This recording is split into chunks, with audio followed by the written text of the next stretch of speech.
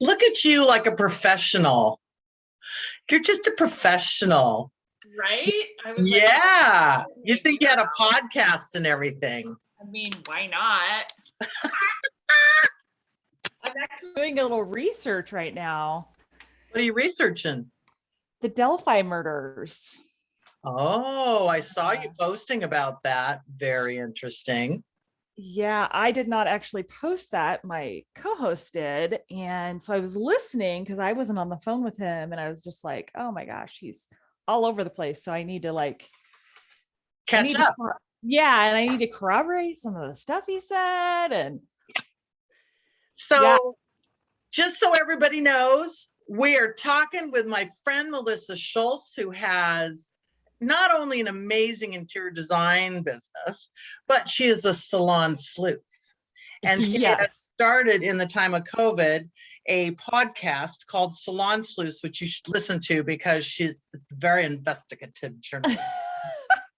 Well, it has certainly been fun. And I don't even know, some things just happen, right? And and you just go with it. And sometimes I'm like, why am I even doing this? I don't have enough to do, but in other ways, it's kind of fun, like a nice little hobby. And, it gives me something else. It's such a deviation from everything else. And it's fun and it's your personal interest. And I think it's so fun that you two talk about these things. I love it.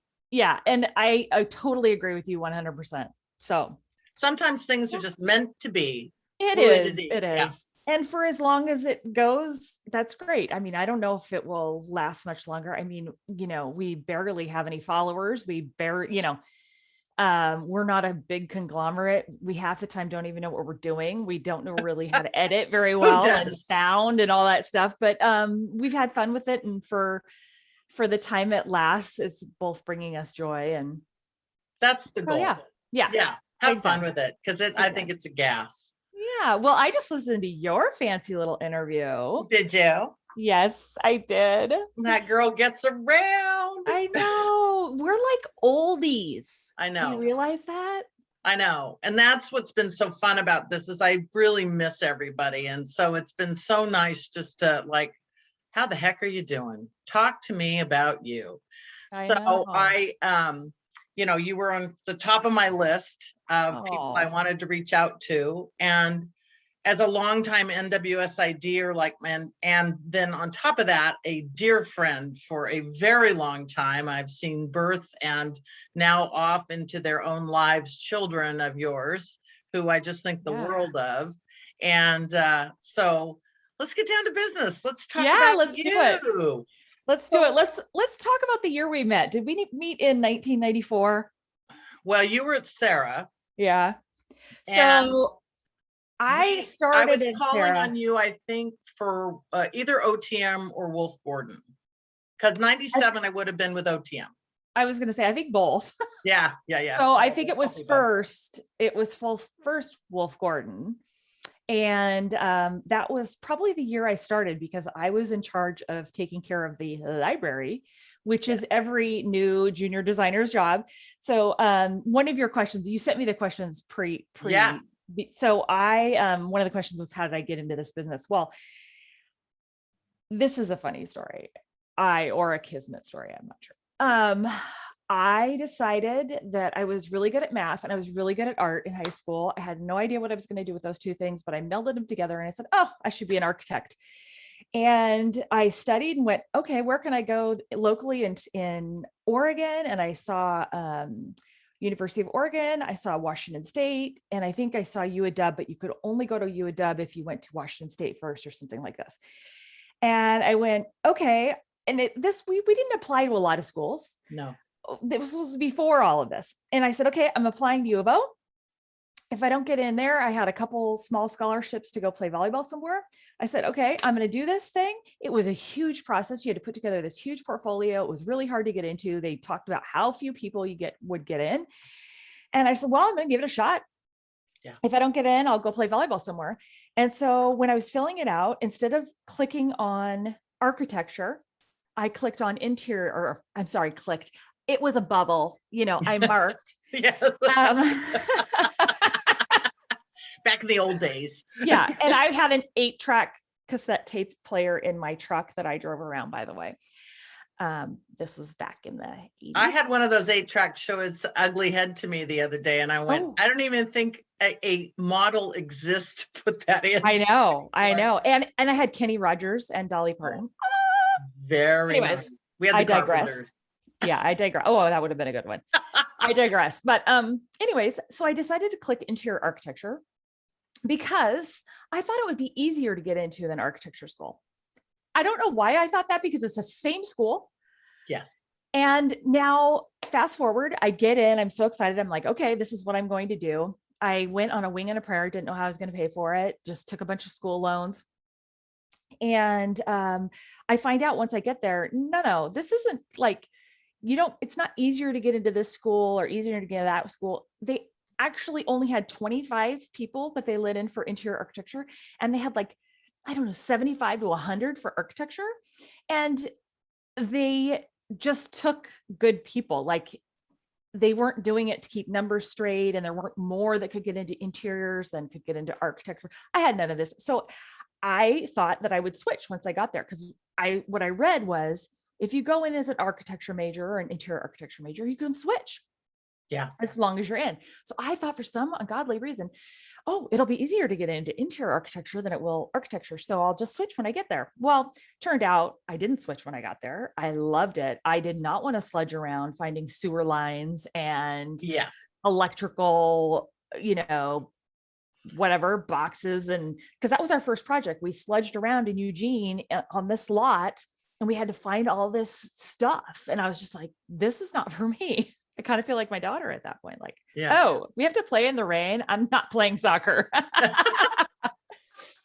favorite part of soccer was a muddy, wet field. The best. My son, who grew up playing soccer, he is the same way. But my daughter was like, oh no, I won't be playing in the rain, so I won't be playing that. Yeah. Oh, but bless her heart.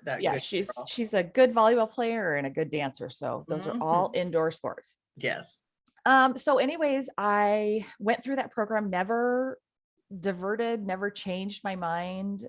Just was enamored by it. Got told many times, don't do it. You don't make good money. Don't do it. But anyways, I graduated from UNIVO, and I had just graduated in 94, and they had, just went through another recession, downturn, et cetera, et cetera. And they were really leery about bringing on new employees because they'd had to downsize so badly. I think it was in the 88 or 89 when they had to downsize. Anyways, so I was like the 25th employee, and I was in charge of making coffee every morning. I was in charge of sitting at the reception desk during lunchtime so the receptionist could take her lunch, and then the whole materials library. So that's when I met you. That's when I met, Cindy McHaffey. I mean, just fabulous. Oh yeah, all fabulous the names. The gal from Wonky, I loved her too. I can't remember. Terry McNabb. Yes. Mm-hmm. And was it Pam Miller who was Bentley Carpet? I don't remember. Pam something. Anyways, just fabulous people who really, I feel like, mentored me and just taught me so much about materials. I think you were saying in your interview, people don't learn about materials enough. Yeah. I think that's true, especially in interior design. Yeah. I had one class that really focused on it, and that was not nearly enough. But I will tell you, the early years of running a library was when I really got to sink my teeth into the rules of the road, and I had great mentors. And, in the differences between commercial and, residential, are commercial, all of it's about liability. Right. Everything is about, is that flame retardant? Is that going to slip? Are you going to fall? There were whole conversations surrounded by the fact that you may put down a slip resistant tile that people cannot physically slip on, and they will still think they are going to slip when they come in on that tile, because we in our brains are wired to be concerned about a flat, smooth surface and that we are going to slip. And so I can't tell you, one of my first jobs, little jobs, was to go in and put carpet over this tile that was slip resistant and they weren't going to fall. But we have so much water here, coming in. People also needed somewhere to dry off their feet, and they were afraid they were going to fall. So, that is the reality of commercial versus residential. Now, we don't worry about it as much in residential. However, I always do. One of my big specializations, I guess you'd say, is aging in place. And it's super important. It's super important. Like even those little thresholds for a shower, I mean, those are head crackers. Yes. And, we get mud on our feet. And so hydroplaning and then you add the furthermore, is it sustainable in commercial? Like it has to meet every marker. Well, and that was already a big deal when I was at Sarah. I mean, we specialized in, as you know, historic renovations. And so my first job, like on a team there, was Portland City Hall. Oh, yeah. If you remember what it used to look like. I do. It had these big, huge atriums. And when we took over that project and got that project, they had been filled in. All those atriums now had floors and a ceiling and a roof.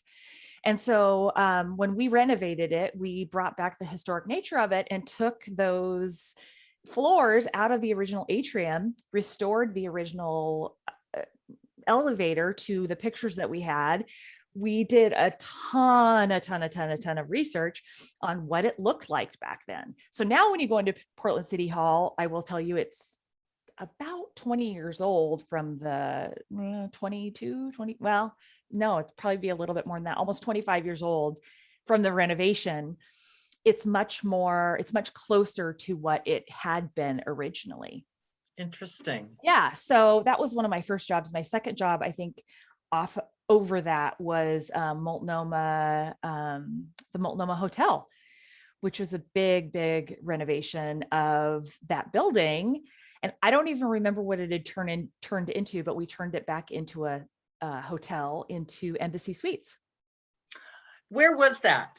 That is down by the big pink tower. Oh, right. Tower. Okay. I remember now. Okay. Yeah.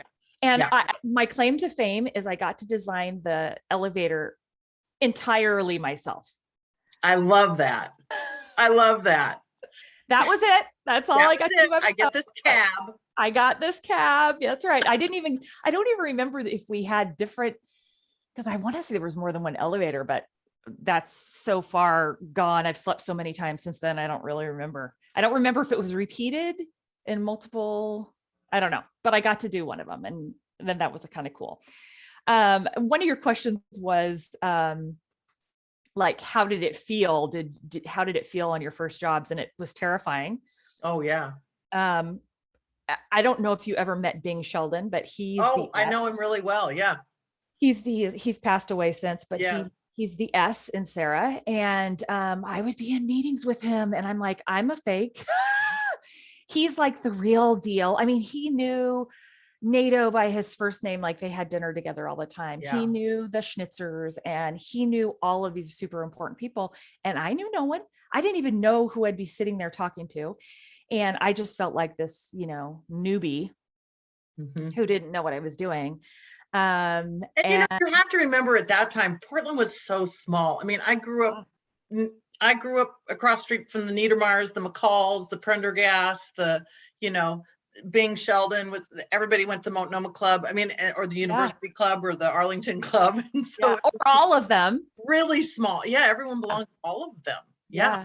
So I get that. It's crazy. And, you asked who was my first clients? And I was thinking solo client.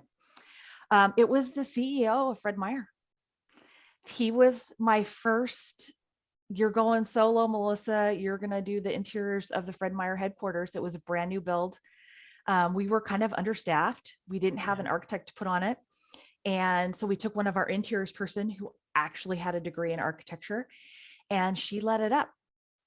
She had just had a baby. So this little baby was in the bassinet next to her. I mean, it was just crazy. Oh my gosh, how cute. And I remember sitting in that meeting with him. He was a big, he wasn't big, like tall, big, but he was like a big presence. He commanded a room. He knew what he was doing. He'd built plenty of buildings. And I just felt like a silly fraud, sitting in there going, oh, what am I doing? Yeah. But did you feel like at the end of it, you were successful? Did you feel like you made it through?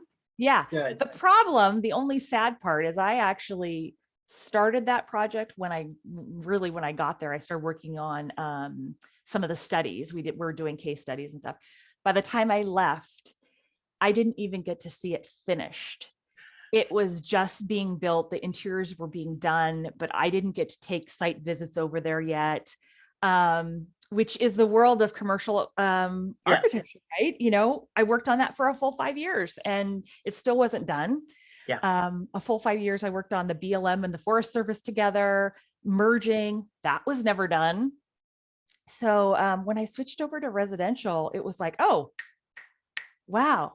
Shit happens fast around here. That's right. And I love completion. So that would be really, I remember, in all my jobs, I've had commercial and otherwise, but you track a commercial and all of a sudden you're like, oh my, when are we going to pull the trigger? Yes.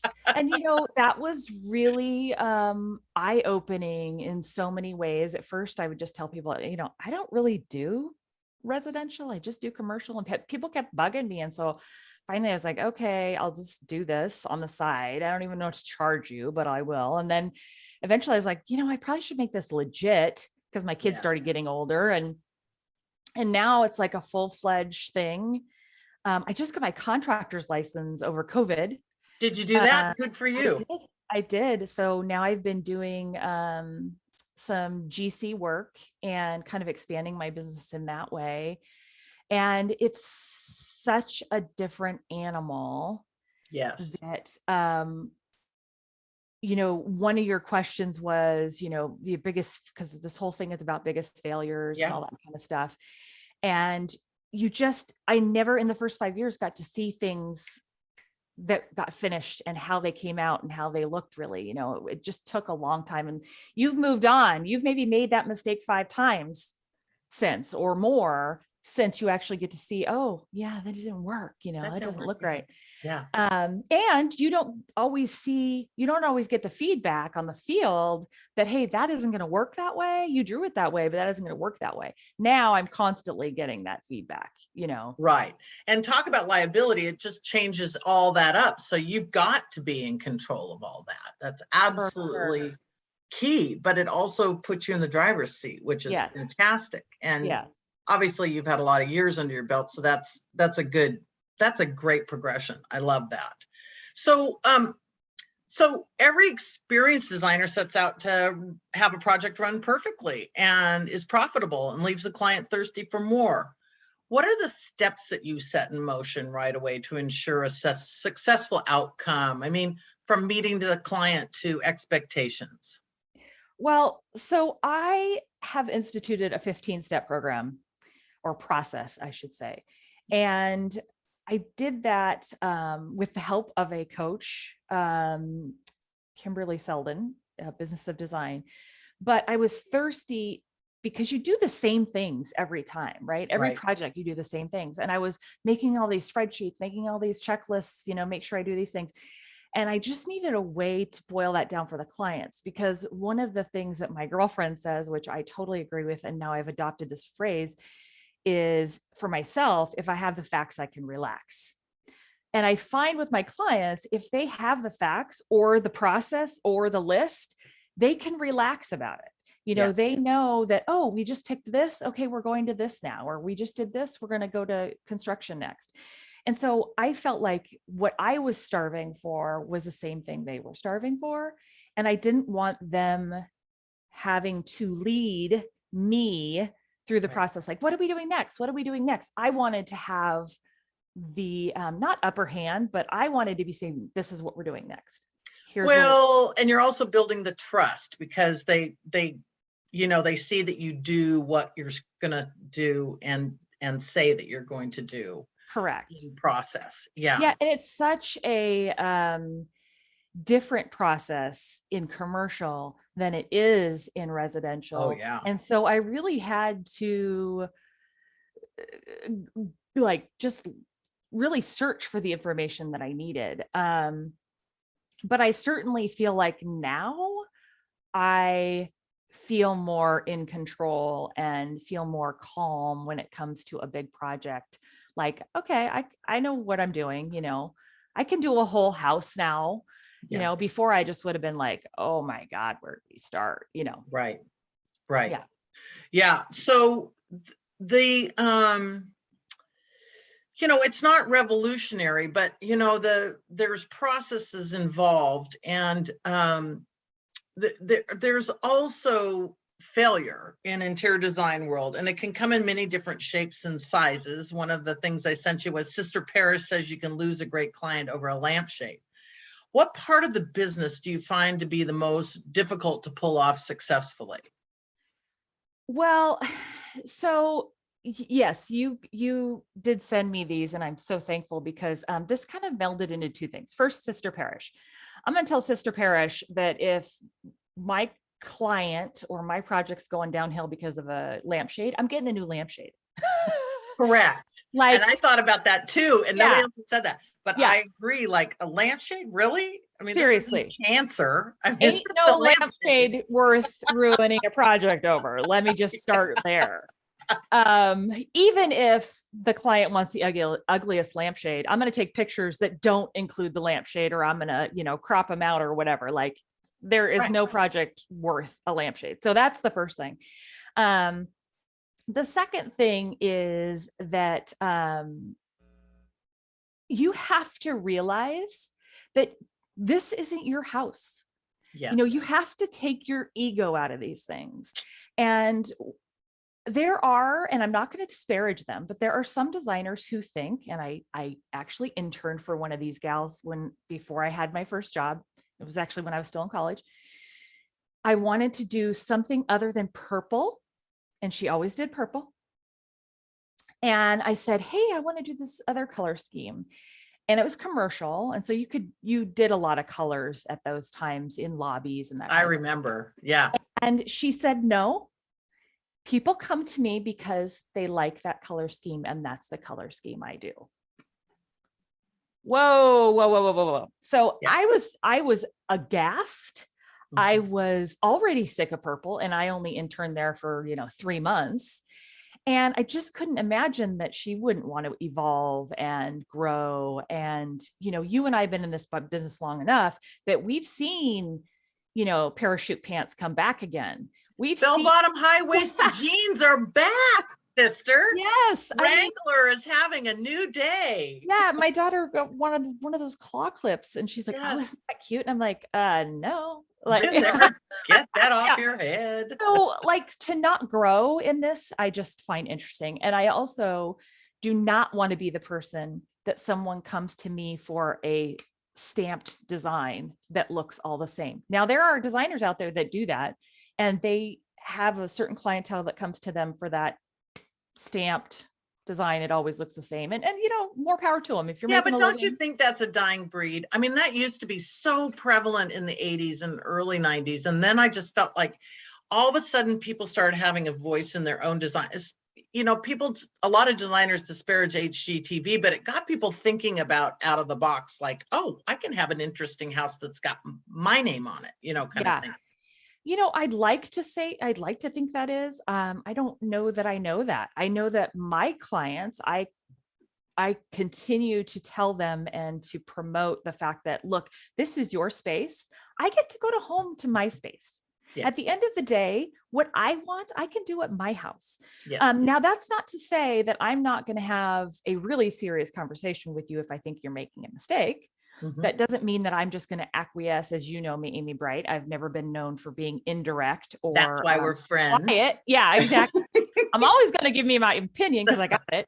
That's right. But, at the end of the day, it's your house. And so my signature phrase was something that I really don't agree with is, look, I couldn't sleep at night if I didn't tell you right now that I think that's the wrong decision.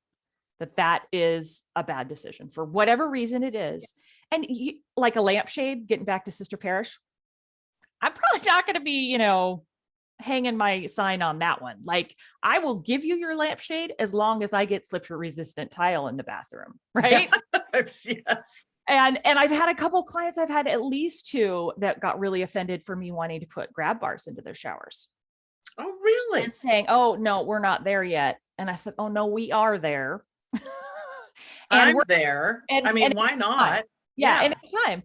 And they both unequivocally tell me, oh my God, I'm so glad you did that. You were right. One of them actually, we had this conversation. She was a little pedo at me. She told me later, she went to her mother's to go take care of her convalescing mother.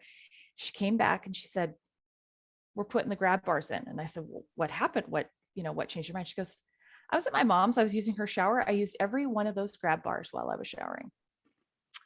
And I said, okay, great. So, sometimes it doesn't behoove you to fight the small stuff, but sometimes it does matter that you're giving them good design, right? Right. And you're also talking about living in place, like, this transient kind of concept. Well, the house has to work for you until you decide it doesn't work anymore. And grab bars are pretty easy to remove if that's what you got to do. But most people are not going to get rid of them. And that's what I say. I go, you know what? Let's do pretty ones. They don't have to look like you're at the McDonald's restaurant or restroom. Yeah. Like, they don't have to look like it. Let's make them pretty. Let's make them work into the design. Let's make them elegant looking. They don't have to be the worst thing in the room, right? I have to tell you something so funny. So I went to Italy for Chursai 2 years ago, and we were staying at this house. It was a Airbnb kind of thing. And there was this string. It was a big walk-in shower. It was lovely. They have the bidet and the toilet. Yes. I mean, all the amenities and the grab bars there. But there's this string. And I pulled the string and set off the alarm. I guess they have that, like, help, I've fallen and I can't get up. It's a string they put in the shower, which I thought was the coolest idea. But here I am in the middle of nowhere in Bologna with the alarm going off and the people are gone. And it's like half naked going, oh my God. Oh my God. But I never thought of that. I mean, I thought that was a brilliant addition if I had known. Yes. Had you had the foresight. Had I had the foresight, because people do slip and fall in wet, soapy areas. So, well, and where I am age-wise, in your 40s and 50s, people start getting hip replacements, knee replacements, surgeries. And it's amazing how much that little curb is hard to get up when you've had one of those surgeries. And even if you have the flu, or, last night I got a migraine. If I needed to take a shower and I was post-migraine and I just didn't feel quite right, I would use those grab bars. Yes. I don't have grab bars, but I would love to have them. And some people go, oh, we'll put them in later. No, you won't. When you need them, you needed them for a while. It's too late. Yes. Yeah. So that is definitely something that I just try to pick my battles. And I ain't gonna argue about a lampshade. No, but it sounds like you do the process with people, like, look at it from my perspective. And I think that that's the best way to kind of get people to at least consider where you're coming from. Like, it's not just like, I just want to paint the wall blue because I want to paint the wall blue. Correct. And I know you hate blue, but I'm going to do it anyway. Correct. Right. Because gosh, wouldn't that just irritate you if somebody did that to you? Yeah, for sure. So, this kind of leads into the mark of a great interior designer is the one that knows the function of the room is as important as how it looks. Can you describe some of the times that you've sacrificed function for beauty and regretted it? Are there any times that you wished you would have pushed for the importance of the beautiful? Oh gosh. This was a hard one for me. I think that if I have a default at all, my default is towards function. Yes. And I am sometimes less concerned about someone's eclectic tastes that I don't necessarily like or agree with versus how it functions for them or how it functions for the rest of eternity. Right. So, and I think that might be based on my commercial design, because, you know, interiors is really a artistic splash on top of good form Yeah, I and agree. function. And so those things change. And, you know, for me, they probably change more often than other people, but, you know, probably every 15 to 20 years, those things are going to be remodeled, especially now. And so I don't think there's going to be one style that in 20 years, I'm going to come back and go, oh my God, this is so on point. Right. Right. Like I'm probably going to be tired of it. Now, one of the most amazing things for me as a designer is to go back into, because I have a lot of repeat customers, to go back into a space and almost forget what it That looked you like did it? and be like, Oh, got it. oh my God, this is so awesome. Like, I still love this. This is so good. You know, like Yeah. I'm totally impressed with myself again, right? Pat on the back, pat on the Yeah, back. exactly. Oh my God, I did good Yes. here. So that's kind of one of the most amazing things for me. But I do think that I have an ability, a talent in being able to move a room in my eye and in my head and how it should be functioning. Yeah. And I have another girlfriend like that. She calls herself a flipper. oh She'll really yeah, flip yeah. it. And I have to say, I didn't have that when I went into school. Yeah. I remember having to do 3-dimensional perspective drawings and going, my brain just doesn't do this, but you learn it. You really do. And now it's like second nature to me, but it wasn't always. So those people that say, oh, I don't have that ability, you can have that ability. You just have to hone your skills develop there. it. Yeah. And you know what I think is really interesting? I was thinking about this the other day because there was such a big push in the 90s for universal design and kind of things being functional on multi-levels. And then we kind of got away from that. And now with ADUs and tiny homes, we're talking about that cross functionality again. And I love this concept of integration because I think it also helps the generations live better together too. Yeah. And I think you make a good point. I kind of had not really thought about that in a long time, but universal design was the big thing in the 90s. Huge. And it was starting to be sustainability, environmental, recycled stuff. But universal design in the commercial world was so ugly. It was just, you know, bare plumbing and just so utilitarian. The stuff that was slip resistant was not very attractive. And, you know, we've come so far. So I think now we're actually able to make something beautiful and yet functional. And that's kind of always my goal, is to make something more beautiful. And I think people will come sometimes say, like, what's the thing that you think you do well? Or what's the thing that pulls you away from somebody else? And I don't know that answer because I don't work with other people and I don't have other people telling me that. And I think only somebody who kind of works with both or whatever, you know, could compare us. But I do think that if I am doing any project and let's just say it's pretty vanilla, they're pretty simple, they don't want bells and whistles, they don't want to spend a lot of money, I will always try to find something to elevate. One thing, just one thing.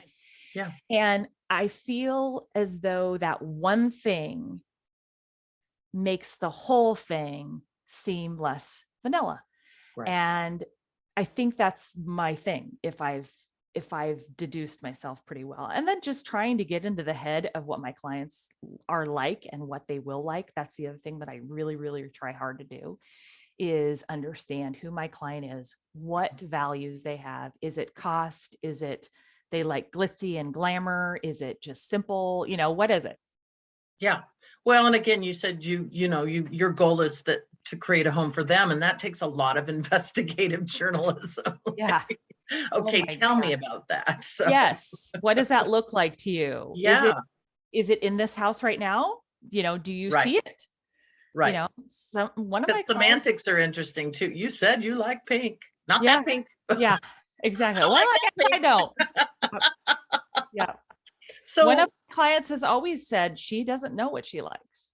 Yeah. And so I just kind of designed for her. And well, I've met people who don't even know their own favorite color, which is shocking to me because I know I like them lots and lots of them, mostly all of them. But they're usually wearing it. And I'm like, yes, oh, well, there it is right there.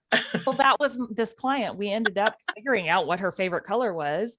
It's kind of that sagey green. Cause I'm like, you're always wearing this color. Yeah. She's like, oh, you're right. Like, that's right. Makes me happy. yeah. I love that. Yeah. Well, there are those great clients. And then there are also those moments where we're in the interview process and we decide that maybe we're not going to fit really well. Have you ever had a moment where you had to cut ties, and did you consider that a failure, or did you look back with gratitude that you were really listening to your inner voices? And talk to me about that. Yeah. So that happens quite often. And usually you try to talk yourself out of it. You try to say, no, it was just this, it was It's this. not that bad. Yeah, I can do this. You really start thinking that you're like the fixer. Yeah. And in fact, the last 2 years, I've had two big ones. One, I actually was kind of done with my end, but when we got to the contracting part, it became clear there was no satisfying this person. And so I just said, okay, we're done. Here you go. Good luck. The second one, I was getting red flags, and I was not listening to those red flags because I didn't want to jump to conclusions. And it ended up being that ultimately what I said was, look, I know now, it's clear to me that I can't make you happy given the parameters that you've set forth. And this is a lose-lose for me. Yeah. If I do what you are telling me you want, we're going to be way over budget. If I do what you are telling me budget-wise, you are going to be so mad and dissatisfied with the quality level of the furnishings that we put in. Right. I said, so I feel as though this isn't going to end well for me. And he was extremely offended. He said, are you telling me you're going to walk away from this? And I said, yes, I am. There is no way I can make you happy. I've given you a whole design. You've agreed it looks wonderful. Here's the design. Like, I can't go buy all of those things at that price. It just, I'm not making those prices up. It just is what it is. So I'm going to have to just give this to you and say, take this design, the layouts with my are blessings. Yep. Beautiful colors, all the pretties. Go find similar or these exact things. Yeah.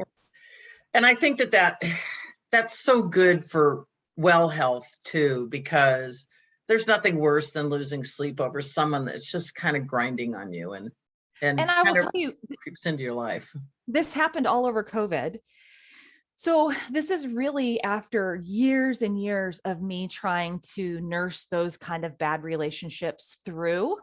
Okay, I'm going to give them what they want, even though they say that, they want high end, but they've got this low budget. So I'm going to, give them what they say they want at the price they want. And then we're going to all be unhappy knowing that they don't really like it. All that. I used to try to nurse it along, and I'm getting better, but I will tell you, the NWSID peer group that I'm part of is the one who'll help me honestly through the emotional part of that. Because I was talking to them a lot. I'm like, okay, this is what's happening. And they were there every step of the way. And they're like, Melissa, you need to get out. You need to stand your ground. You're doing a good job. You've got a contract. You're doing all the things you could do. Stand your ground. You're making the right choice. Otherwise, you're going to have a big mess on your hands later. And they were right. So yeah, it's a hard lesson to learn when you're young and you want to please. This is kind of a deviation, but you kind of stepped into it. Ha ha ha. Because you and I have been board members forever and been through things like that. And, a lot of the challenges of COVID have been regathering people for organizations, because it's been like people are sort of zoomed out and they're just sort of done. But these peer groups have been really like vital, because I was saying to somebody the other day, I don't know if it's 2019 or 2022. I don't, time has been in a vacuum. It's just like, everything's the same, blah.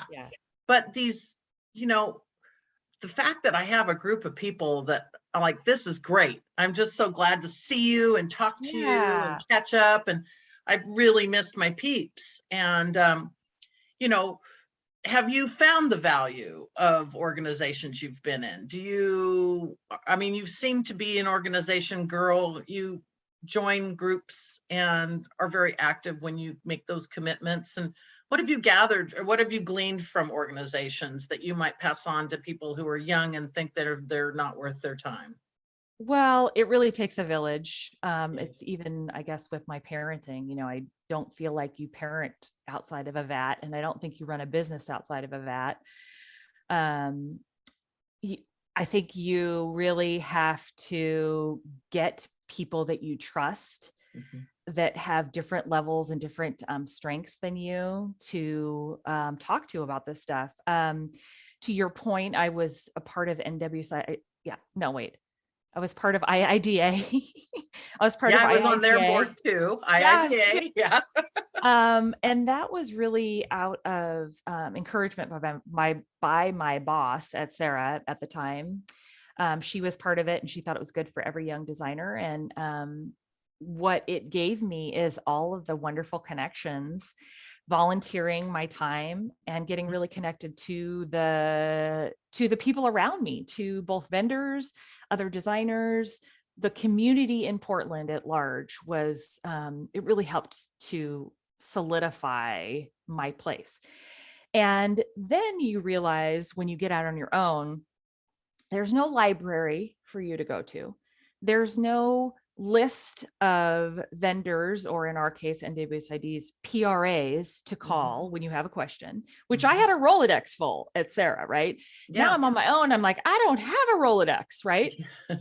So, because whether you like it or not, you're going to learn something new on every project. Everyone. Whether it is construction wise, whether it is material wise, whether it is, you know, how it's put together or put together incorrectly, you are going to learn something.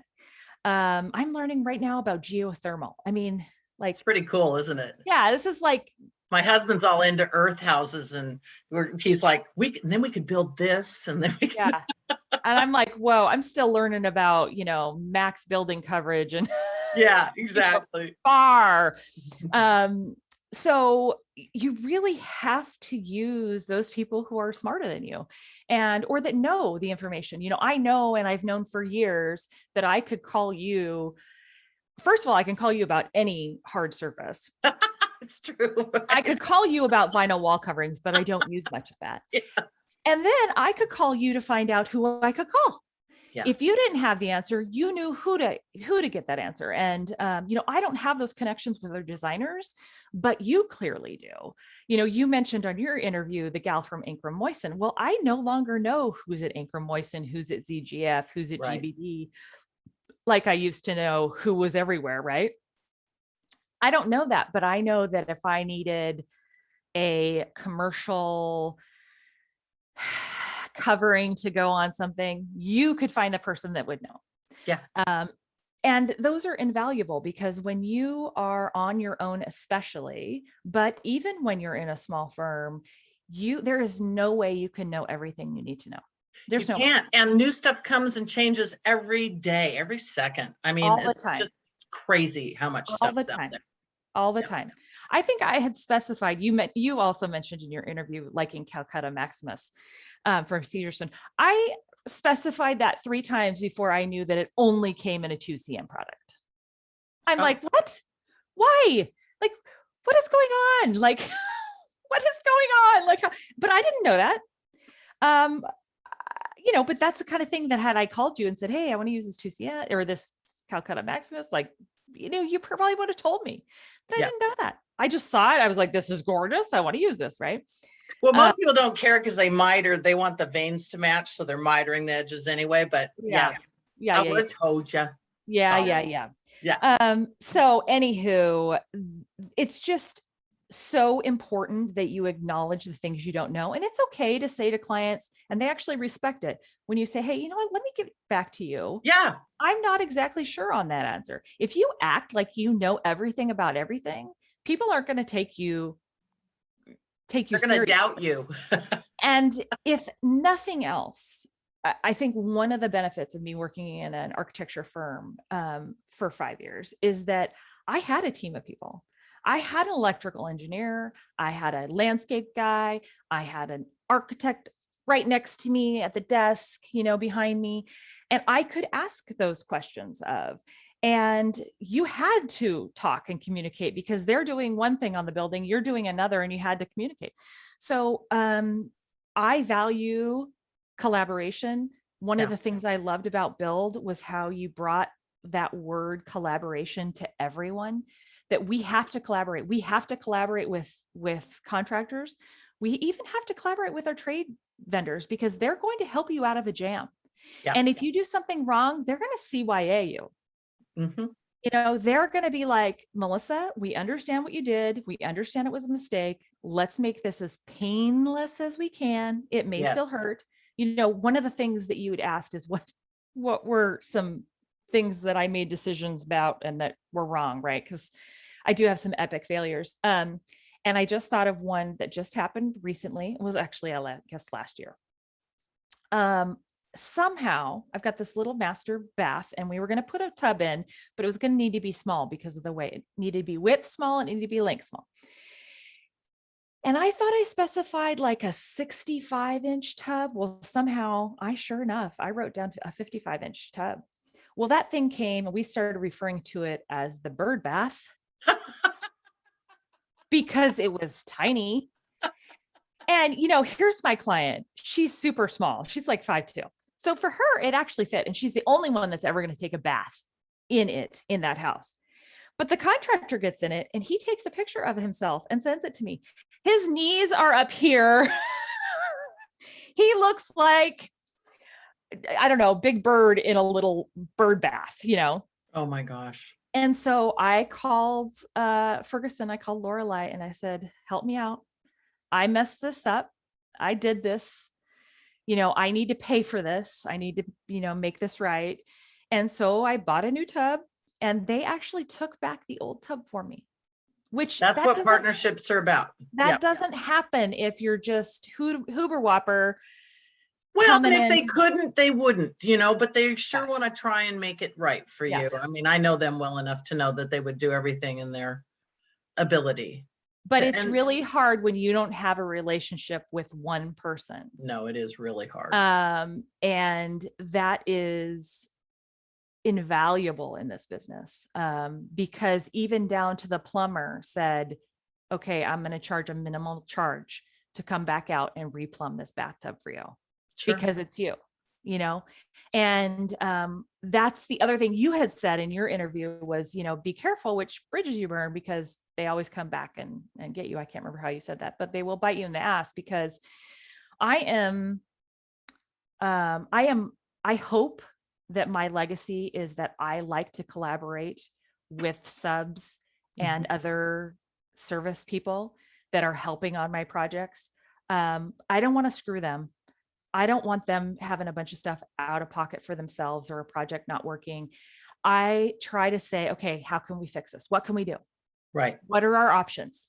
This wasn't what maybe I thought it was going to be, or I screwed up the drawings or the dimensions. I get that.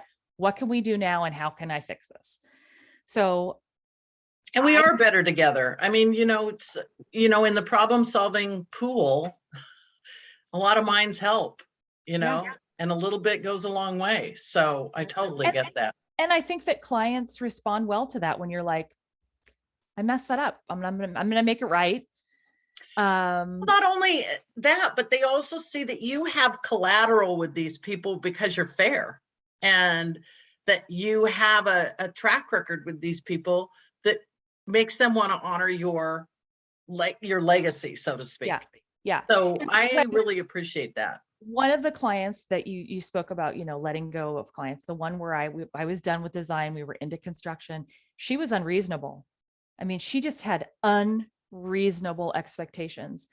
And ultimately, I thought, you're just going to chew up and spit out whatever contractor I bring into this house. Mhm. And she said to me, well, you referred me to this contractor. I think you should have to eat some of this cost.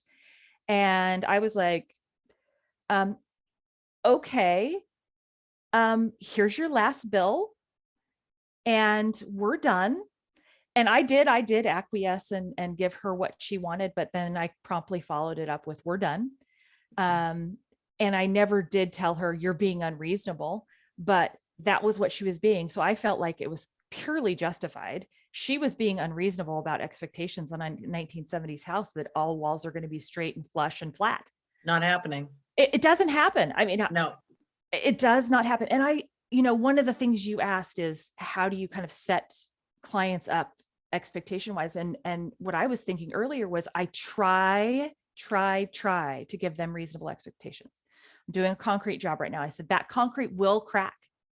Yeah. We will put all the expansion lines in that we think we should put in. In fact, we can put more than we think we should put in. It will crack. I can't tell you where it's going to crack, but it will crack. It's always trying to go back to rock. It's what it does. Yeah. Yeah. So I try to give them those expectations. And one of the parts that's really hard sometimes is that some clients, even though the ones I've known for a long time, I'm always surprised at the stuff that gets them hung up, that's bothering them, but they didn't notice or aren't bothered by this thing. Like, this is the thing that's really bothering me about this, but they're focused over here and could care less about that. And that always surprises me. Like, I never seem to be able to, wow, I really thought it was going to be this that was going to bother you. And it's this, Yeah. And the inattentional blindness thing is so real. Like, even with my product, I was teasing about how I'm the highest paid, counter cleaner, but I'll take Windex into a PK because I'm like, I want them to see what I'm saying, because they'll go, oh, I don't remember you ever talking about that. And I had a 5-minute ordeal about the pains they'll have if they don't. So no, I totally get that. And also the other one you probably would laugh at is that when the client's looking at something and they go, oh, what's that? You go, okay, we're out. That's out. Yeah. We're not looking at that anymore. Yeah. That'll be the one thing you stare at and hate me for the rest of our lives. Exactly. Yeah. So, oh my gosh. You try your best to prepare them for every realistic expectation. There was an example recently that it just had not occurred to me that a person would not understand that. And I was totally blindsided. I can't even remember what it was. I was like, I didn't even think to tell him that, because I just thought that was an expectation everyone knew. Like, it didn't even dawn on me to prepare them for that, because I thought everybody knew that. And I don't even remember what it was. I wish I could. But it just took you by surprise. Yeah. So this job has definitely kept me on my toes. I say I learn something on every project. I don't think I will ever not learn something on every project. And I just value good people. That's the other thing. When we're talking about, how I stand up and say, okay, I messed this up and I'm going to take care of this. We're going to do what we need to do to take care of this. I expect the same thing from my clients. And if I don't get that feeling back that they're just good people, I don't really want to work with them. Right. Because you're just setting yourself up as a target. Yeah. And if they're like, oh, I've used 8 designers and they're bad mouthing them, or, whatever, that's a tip off. That's a flag for me. Right. That maybe somebody. It'd be better if you be, the ones you trust are the ones like, I just moved here from San Francisco. I worked with this lady for 10 years and we were such good friends. And yes. Yep. That is absolutely true. And I really value referrals. Yes. You know, I think that's the biggest compliment. There was a gal recently that I got a referral. It is, and it crosses the trust threshold much faster. Yes. Mhm. Yeah. I got one, and I thought this woman and I had sort of, actually I just got two. I thought this woman and I had kind of left it in a weird thing because she hired an architect, and I was like, yeah, I could have done all that. Like, you didn't need to hire the architect. Like, I could have handled all this stuff. And so I kind of thought she was just maybe unhappy or whatever. She referred me to somebody and was like, oh no, I think you're fabulous. And she hasn't moved forward on that project since. So that was crazy to me. And then another one, you know, similarly, I thought we'd kind of left it in, oh, you're too expensive. And just recently they called and wanted some more work. And I said, you know, I'm booked out for a while. Sorry, I can't help you. Here's some referrals, you know, thinking this didn't end well last time. And the husband, who I thought was really kind of not a big Melissa fan, he was like, oh no, we're going to wait for Melissa because we know she's good. Oh, I love that. I was like, and I agree. So sometimes you just get surprised by people, you know? Yeah. And you have to trust your gut, your instinct about those things. It's really good because you get those little niggles. Yeah. Yeah. And yeah, Oprah calls them the whisper. Yes. Yes. And it gets whisper. louder and louder Yeah. if you don't listen to it. Yeah. Yeah. So, okay. So the last big question is going to be, tell me about some triumph. What was a project that just made you feel amazing? Like that came off and you, not only the relationship, but the house, or whatever you did. I know you've done a number of good friends' houses and they've just loved it. This one was hard for me. I didn't even get to this one because this was your last question and I had to run off. Oh, and even says during my last year or during my career. Mm-hmm. The last year was definitely taking the effort and the time to get my contractor's license. It was a little bit scary. It's a little bit daunting. It still kind of is, but super proud of myself. I think that if I had to say my biggest triumph, it is that I was just building this little business and I look back and I go, wow, I've built something pretty amazing. It's not so little. Yeah. Like, it's been a long time and you look back and you go, wow. And I've got people that are still with me that still come back. I remember I think it was like 5 years ago, you were telling me about what you're going to have to pay in taxes. And I'm like, go girl. Oh, I don't think that was 5 years ago. I think that was like 2 years ago. Anyways, fantastic. I was so proud of you. Thank you. Thank you. And, you know, for all the bad things that COVID has done, I've had a really good year this year. So, and that's really in huge thanks to all my referrals and great clients, people who trust that I know what I'm doing. And also really in getting a good group of general contractors and subs.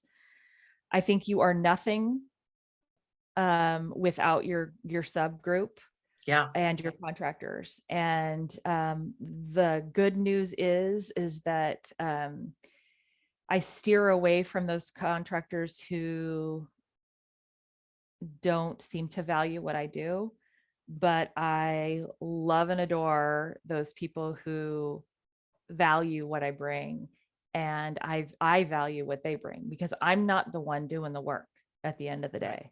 Right. And so we all have to work and like together to make. And we have to want each other's success. Otherwise the work doesn't really come out the way it's supposed to, you know? Yeah. Like, because if they didn't care about your success, they'd be like, well, I moved the wall anyway. Yeah, exactly. Or I did it. I didn't look at the drawing. I didn't want it that way. I didn't think it would work, you know, and I didn't call you to tell you. I have a friend who has written, she's the specification queen, like even puts pictures of the things and where they're going to go. Yeah. And she's had these contractors go, yeah, who cares? this is, I mean, just like, what? I do pictures now. And I think one of your questions was what, you know, kinds of things have you figured out that has made your business better? And I think that's 3D. I think that's being able to pop a picture into an Excel spreadsheet and have a picture of the item. So when there's any question of which tile you wanted, or the contractor said, well, I didn't really know what that tile looked like. Well, there's a picture right here. The 3-dimensional images are super helpful. Although now I have to put on them design concept only, because oftentimes I have a client right now who he keeps pulling that out and referring to that. And I'm like, okay, that was conceptual. Like not every piece of wood is going to look exactly like that. Like this was before we'd actually picked the exact tile on the wall, right? Sure. And so, but I think it's so smart because, you know, for all the time I've been in product, contractors will come pick things up and they don't know what they're looking for. They just know that it's attached to this order number. Correct. Yeah. I just actually had that in a project right now. It's not even completed yet. There was, the client actually told me about it when I came for a site visit. She's like, Melissa, why is the curb tile black and then the wall tile is gray? And I'm like, and we're doing 2 bathrooms at their house. We're doing a master and a hall. And I'm like, well, this tile here on the wall does look right. I have a sample of this, right? But I'm getting the 2 rooms mixed up too. And I'm like, and this curb looks right too. I know we were using this tile and I could not figure it out there. I had to go home and go, oh my gosh. In the order when he got the tile, he got part of the master bath tile order given to him in with the rest. And because the curb size tiles were a different size than the border, and the border tile was similar to the one on the floor in the bathroom, the distributor had given them to him. They had checked out that they had given him the correct tile, but they didn't. They gave him the wrong tile.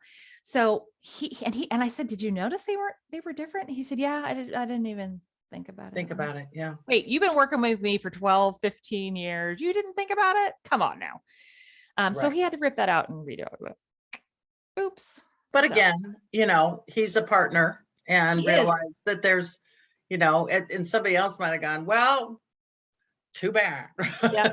Well, and he's committed to making my clients happy too. And that's why I adore him, is because at the end of the day, he's a good person who wants to do the right thing by clients and he wants them to be happy.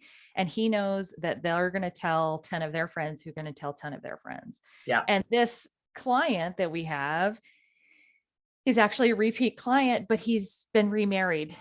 Oh my goodness. Okay. So yeah, so he and I just have a lot of really great clients together. And then, and then I throw business other places too, but he's one of the good ones. Yeah. Well, and when you keep those people, you just hold them tight. Oh yeah. Yeah. I think I said at one point in my interview about, I had one tile contractor that I would recommend and they'd be like, one, why just one? I'm like, cause I trust him implicitly. Yes. He does what I need on time, on budget, beautifully. Yeah. So. And, you know, I remember when I first started residential, people saying, oh no, I only have, you know, I will only work with my own contractors and my own subs. And, you know, if the client wants to use somebody, you know, oh, I've got a nephew or whatever, they're like, no, I'm not going to do it. And now I'm kind of getting to that stage where I'm like, no, let's just not even go there. Right. It always costs me money and time. Yes, like I get it, but I don't want to make 5 visits. I don't want to have this conversation 8 million times. I don't want, you know, all that kind of stuff. So now I kind of get where people just get tired of, you know, training new people all the time, right? It's right. Like, if you've got a good thing, don't mess it up. Right.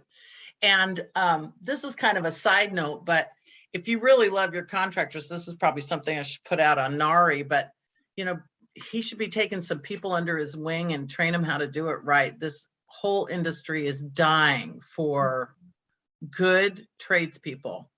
Yeah. And they're harder to come by. So good ones need to teach how to be excellent. You know, we lost a lot of them with the 2008 downturn. Yep. And now with COVID, the explosion of home remodeling, there's just not enough bandwidth for most of us to get all the work done that's out there.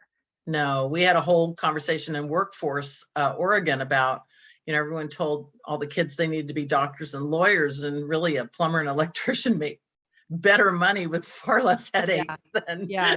Well, and to your point, like there's a lot of people who could be, that maybe don't have the education or the love working with their hands. That could be great tilers, and that could be woodworkers, and we're not doing that in school anymore. Shop classes went dead, home ec went dead. All of it.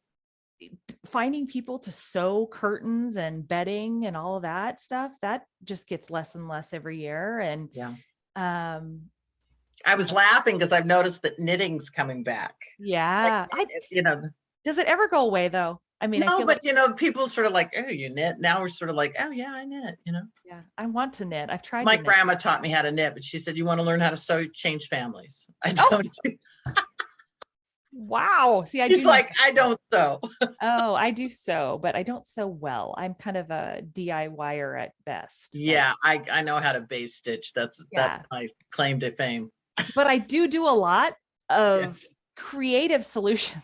Yes, I'm creative artisan. Yes.